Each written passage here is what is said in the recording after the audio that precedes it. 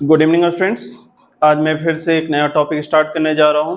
हम लोग अभी पिछला वीडियोज में सिर्फ इसके बेसिक नॉलेज के एसक्यूएल के कुछ बेसिक नॉलेज के बारे में हम लोग पढ़े।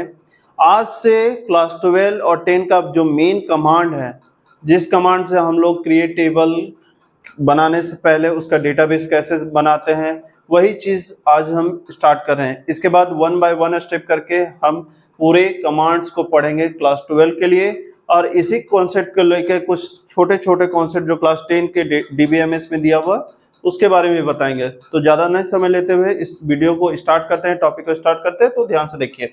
सबसे पहले आपका टॉपिक का नाम है एसक्यूएल कमांड्स।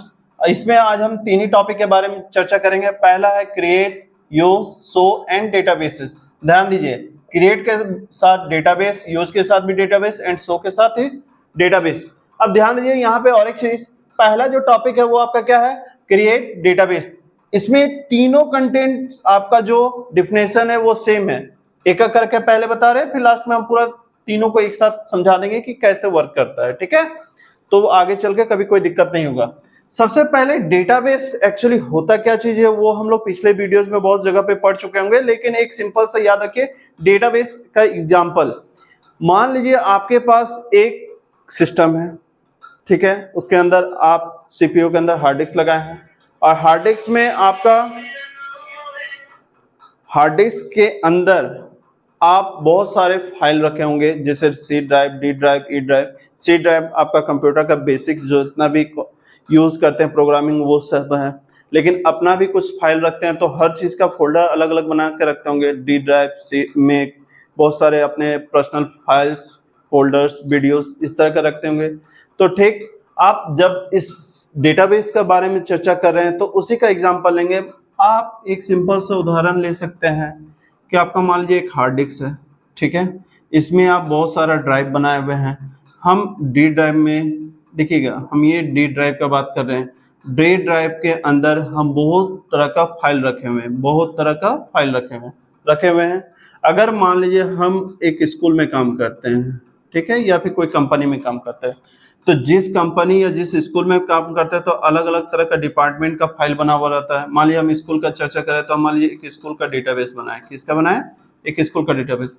तो उसमें आप सबसे पहले आप हर तरह का मेंटेनेंस का आप डेटा रखे होंगे, फिर सारे स्टूडेंट का रिकॉर्ड रखे होंगे, ठीक, फिर तीसरा आप सारे एम्प्लॉयमेंट्स का पेमेंट डिटेल्स के बारे में रखे होंगे। तो सबका अलग अलग कॉन्सेप्ट से आप एक डेटाबेस बनाए होंगे, जिसके थ्रू आप सारा स्कूल का मॉनिटरिंग देखते होंगे। फ्यू कॉन्सेप्ट क्लियर करने के लिए डेटाबेस एक ओपन किया आप अपना, और उसके थ्रू आप सारा डिटेल इजी वे से एक्सेस कर सकते हैं। तो वो डेटाबेस बनता कैसे है, तो सेम कैसा बनता है, वही जैसे हम लोग फोल्डर बनाते हैं कोई कंप्यूटर में फोल्डर बनाते हैं ना, ठीक उसी तरह से आप डेटाबेस बना सकते हैं। लेकिन डेटाबेस का कॉन्सेप्ट एक सिंटेक्स के माध्यम से हम यहाँ पे बताएंगे। और आप कंप्यूटर में राइट क्लिक न्यू फाइल जैसे आप बनाते हैं, या फोल्डर लिखा हुआ रहता है, बस उसमें क्या नाम लिखें और आपका फोल्डर बन जाता है। लेकिन यहाँ पे क्या है कि आप डेटाबेस बनाना है, डेटाबेस बनाने के लिए उसके लिए कमांड यूज करना होता है। तो ये तो एक एग्जांपल हम बता रहे थे कि डेटाबेस क्यों बनाया जाता है, क्योंकि उसके अंदर आप सारा रिकॉर्ड रख सकते हैं। स्कूल का हो गया, फिर आपके पास और बहुत सारे डेटाबेस बनाना है, तो अनदर डिपार्टमेंट का, कोई भी डिपार्टमेंट में अगर काम करे तो उसका पहले डेटाबेस बनाइए, उसके अंदर सारे तरह का डिटेल्स आप उसके अंदर रख सकते हैं, जिससे हम एक्सेस करने में बहुत आसानी होता है। तो चलिए स्टार्ट करते हैं। Create database. This command is used to create a database. यहाँ आपको क्या करना है, पहले एक क्रिएट डेटाबेस करना है। क्रिएट डेटाबेस कैसे होगा, उसके लिए हमको कमांड चाहिए। वो कमांड कैसे होता है, उसके लिए सबसे पहले हम यहाँ पे सिंटेक्स लिखेंगे। तो जो नाम है वो नाम लिखिएगा। देखिए ध्यान से देखिएगा, समझ में आ जाएगा। क्रिएट डेटाबेस, तो यहाँ पे हम सेम लिखेंगे, कैपिटल या स्मॉल दोनों में कुछ भी लिखिए वो बन जाएगा। ठीक है, क्रिएट, यहाँ हम कैपिटल लिखे वहां स्मॉल लिखे, कोई दिक्कत नहीं। आप डेटाबेस कंप्लीटली आप कैपिटल भी लिख सकते हैं। हम मान लीजिए क्रिएट डेटाबेस लिखे, ठीक है, ये तो क्रिएट डेटाबेस बना रहा है। अब डेटाबेस के बाद उसका डेटाबेस का यहाँ पे नाम होना चाहिए, जैसे डेटाबेस नेम लिखेंगे, हम स्मॉल में लिख देंगे, यहाँ पे कोई दिक्कत नहीं है। Data base underscore name. अब इतना आपको समझ में आ रहा होगा। जब आप ये पूरा सिंटेक्स लिखोगे तो पहला क्या आया, क्रिएट। क्रिएट का मतलब बनाना हुआ, क्या बना रहे हैं, डेटाबेस। अब किस तरह का डेटाबेस बना रहे हैं, उसका नाम। तो ये इसका सिंटेक्स हुआ। इसका एग्जांपल लेते हैं तो आपको बहुत अच्छे से समझ में आ जाएगा। सेम यही टॉपिक आप यहाँ पे लिखिए, क्रिएट डेटाबेस। अब यहाँ पे डेटाबेस का नाम स्कूल दिया है तो आप यहाँ से स्कूल लिखिए, उसके बाद सेमीकोलन दे दीजिए। तो यहाँ क्या आएगा, आपका मैसेज है क्या आएगा, डेटाबेस क्रिएटेड। बात समझ में आ गया। और फिर आप यहाँ पे आगे आप माई एसक्यूएल का यूज़ करें तो माई एसक्यूएल का कमांड का जो आपका टाइटल जो है मेन माई एसक्यूएल में यूज़ कर रहे हैं या एसक्यूएल में यूज़ कर रहे हैं तो उसका आगे कमांड का रनिंग होना चाहिए, ठीक है, जिस कमांड से आप यूज़ कर रहे हैं। एसक्यूएल कमांड का अगर आप पूरा अच्छा से ही बता दें, देखिए हम पूरा ही बता दें। जैसे एसक्यूएल कमांड का सॉरी एग्जाम्पल, एसक्यूएल कमांड हम उस समय से बोल रहे थे, सॉरी। यहाँ पे जिस प्रोग्राम का आप यूज़ कर रहे हैं, जिस सॉफ्टवेयर का यूज़ कर रहे हैं, उस सॉफ्टवेयर का यहाँ पे नाम होगा पहले, माई एसक्यूएल, ठीक है। उसके बाद जिस कमांड का आप यूज़ कर रहे हैं उस कमांड के नाम से आप बना सकते हैं, ठीक है। फिर आप यहाँ पे माई एसक्यूएल फिर से आ जाएगा। उसके बाद या माई एसक्यूएल या तो एसक्यूएल, दोनों में से कुछ भी आ सकता है, ठीक है। अब जिस तरह का आप सॉफ्टवेयर यूज़ कर रहे हैं उस तरह का, ठीक है। उसके बाद आपका कर्सर यहाँ पे ब्लिंक करेगा। तो ये हुआ क्रिएट डेटाबेस के बारे में। Same use database. अब अगर हम डेटाबेस बना लेते हैं, जैसे आपको पहले बोले थे कि अगर आप फोल्डर बना लेते हैं तो फोल्डर बनाने के बाद क्या होता है कि हमको यूज करना होता है कि उसमें किस तरह का फाइल हम रख सकते हैं। तो ठीक है, इसी प्रकार इसमें यूज डेटाबेस है तो यहाँ पे सेम है use database. This command is use to open a database. अब यूज करने के लिए हमको क्या डेटाबेस बन जाता है तो उसको ओपन करना पड़ता है, तो इसमें भी आपको ओपन करना पड़ेगा। जैसे फोल्डर ओपन करता है तो वैसे इसमें डेटाबेस को ओपन करेंगे तब जाके ये इसमें वर्क करेगा। बस फर्क इसमें थोड़ा सा चेंज है फोल्डर और डेटाबेस में। जिस तरह का डेटाबेस आप यूज करोगे उसको पहले आप ओपन करोगे तब जाके आप कोई भी डेटाबेसेस के बारे में यूज कर सकते हैं। तो ठीक है, फिर इसमें हम माई एसक्यूएल लिखेंगे या एसक्यूएल। उसके बाद फिर यहाँ जो नाम है वो नाम यहाँ पे लिखोगे। बात समझ में आ रहा होगा आप लोग को। तो चलिए यूज, देखिए जिस नाम है वही नाम लिख रहे हैं, यूएस यूज। अब यहाँ पे डेटाबेस है, ध्यान दीजिएगा डेटाबेस नेम लिखेंगे क्योंकि यूज तो यूज कमांड का तो आ ही गया। अब यहाँ पे डेटाबेस अंडरस्कोर नेम, ठीक है। इसका एग्जांपल सेम माई एसक्यूएल, जिस तरह का आप सॉफ्टवेयर यूज करोगे। उसके बाद यहाँ पे लिखोगे यूज। उसके बाद डेटाबेस का आपका नाम क्या है, स्कूल एंड सेमीकोलन, ठीक है। तो आपका फिर से ये यूज हो जाएगा। जब यूज होंगे, अब जब हम लोग यूज करना सीख जाएंगे तो उसके बाद क्या है, शो करना है।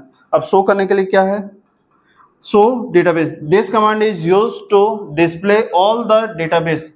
अब देखिए जब अगर आज हम वर्क करें तो पता चल जा रहा है कि हम स्कूल नाम से बनाए, कल आए फिर से अगर यहाँ पे हम लोग अगर वर्क करना स्टार्ट किए सिस्टम में माई एसक्यूएल सॉफ्टवेयर में, तो आज का बारे में तो पता है कि हम स्कूल के बारे में बताए, कल आए। और कल आने से पहले अगर मेरे जगह पे कोई दूसरे बच्चे आके फिर वर्क करने लगे तो फिर वो दूसरा डेटाबेस में वर्क करेगा। अगर डेटाबेस में वर्क किया तो फिर क्या होगा कि वो डेटाबेस को चेंज करके अपना फाइल एंड फोल्डर को खोलेगा और उस तरह का वर्क करेगा जिस तरह का अपना वो चाहेगा। लेकिन यहाँ पे क्या है, फिर हम कल आए फिर अगर हम चाहें कि हाँ नहीं मेरा बना हुआ ऑलरेडी ओपन है तो चलो फिर वर्क कर लेते, वैसा नहीं। आप कल आइएगा, आने के बाद पहले शो डेटाबेस में आप अपना नाम को सिलेक्ट करके फिर उसे यूज कीजिएगा, तब जाके आप आगे का वर्क कीजिएगा। तो सेलेक्ट करके यूज करने का मतलब है, यहाँ करने का मतलब पहले हम देखेंगे कि मेरा डेटाबेस है या नहीं, या कोई डिलीट कर दिया। तो इसके लिए हम लोग किस कमांड का यूज करेंगे, सो में आपका पूरा लिस्ट, डेटाबेस का पूरा लिस्ट आ जाएगा कि आपके पास डेटाबेस है या नहीं है। तो इसके लिए हम लोग क्या यूज करेंगे, सो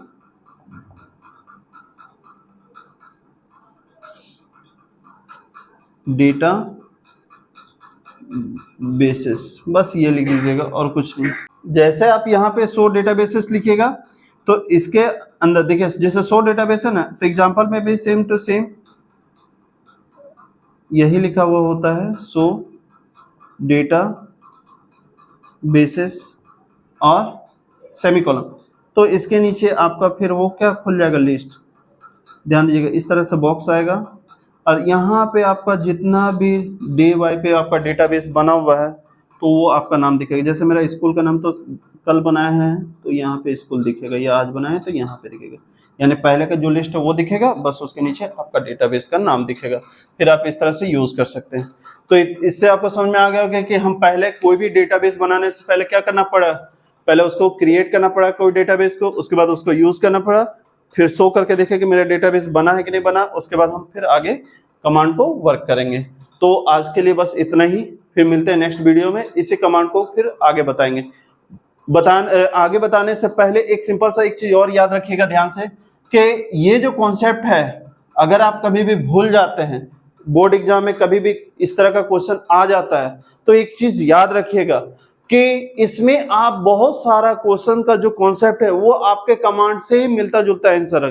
ध्यान दीजिए, यहाँ पे यहाँ क्रिएट है, यहाँ भी हम क्रिएट यूज किए हैं, यहाँ भी डेटाबेस है तो यहाँ भी डेटाबेस का नाम है। देखिए दोनों सेम टू सेम मिल रहा है ना, सेम यहाँ पे यूज है तो यहाँ पे भी यूज है, फिर यहाँ देखिए यहाँ शो है तो यहाँ शो है, तो सब मिलता जुलता है। बस आपको ध्यान देना है कि आगे का वर्ड क्या होना चाहिए, जिस तरह का कमांड पूछा उस तरह का आपको नाम जोड़ देना बस, और एक सेमी कॉलम का याद रखना है। इससे आपका कोई भी टॉपिक माई एसक्यूएल में कभी भी एग्जाम में नहीं छूटेगा, इसको एक ध्यान दीजिएगा। तो आज के लिए बस इतना ही, फिर मिलते हैं नेक्स्ट वीडियो में, तब तक के लिए thank you and have a nice day.